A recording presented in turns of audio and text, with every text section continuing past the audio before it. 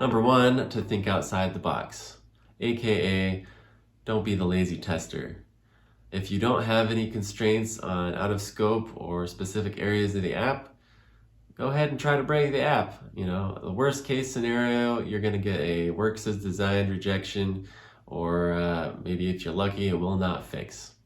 Number two, you're going to want good communication skills, specifically around the English language. Whether it's your first or second language, you're always going to be talking to other testers, other peers if you're at TTL or TE. And if you're lucky enough, you may even get to the point where you're talking directly to the customer. And it's always good to have good communication skills, something that I'm still working on myself. And number three, be persistent. Don't give up. The cycles come and go. You might miss one, you might not get any for a while. Me personally, I waited 6 months before I was brought on as a TTL.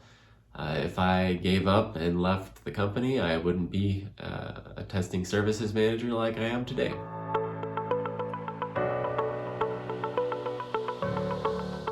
Something surprising about me that has nothing to do with testing is that I used to be a firefighter EMT for about 10 years before eventually ending up here at uTest.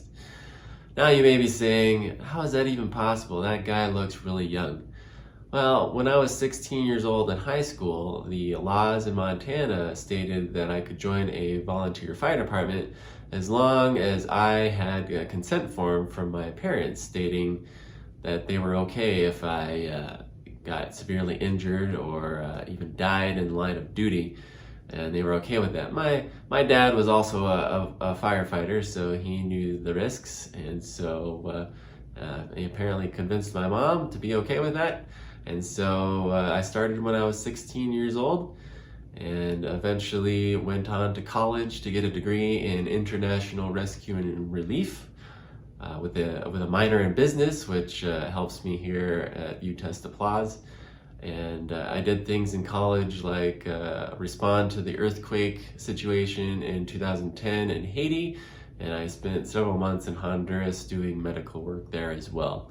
So I had quite the adventurous life before my mid-20s when I injured my back.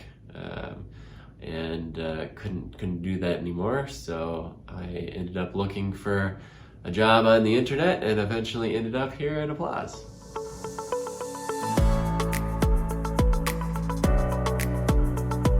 A device I think every uTester should own for testing work is a good chair. Now, that's not the conventional device you're probably thinking of, but if you're planning on doing this for any period of time, you're going to want a good place to sit.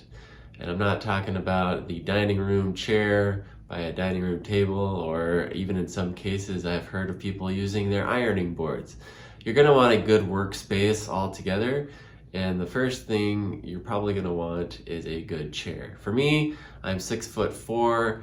I have a bad back, as I mentioned earlier, and so I needed something that was big, tall, had lumbar support, and so you can see that I'm sitting in a fairly comfortable chair, and I sit in it for a good 6 to 8 hours a day.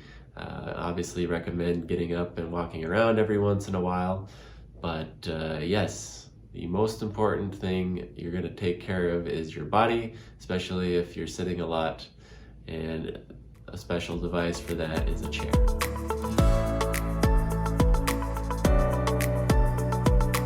A testing device I think every uTester should own for fun is basically any smart home device. Be it a smart outlet, a doorknob, a garage door opener, lights. You're gonna feel lazy at first and people may make fun of you, but eventually they will start asking you to turn on the lights or to open the garage door, I'm coming in. Things like that. And it's just really, those devices are just inherently really fun to play around with. You can do some pretty cool things with them as far as automation goes. And of course, Applause is always testing new things, so even if you find something that's new on the market, I would go ahead and invest in it and play around with it, and by the time Applause gets there and finds a company that wants us to test for them, then you'll be ahead of the game.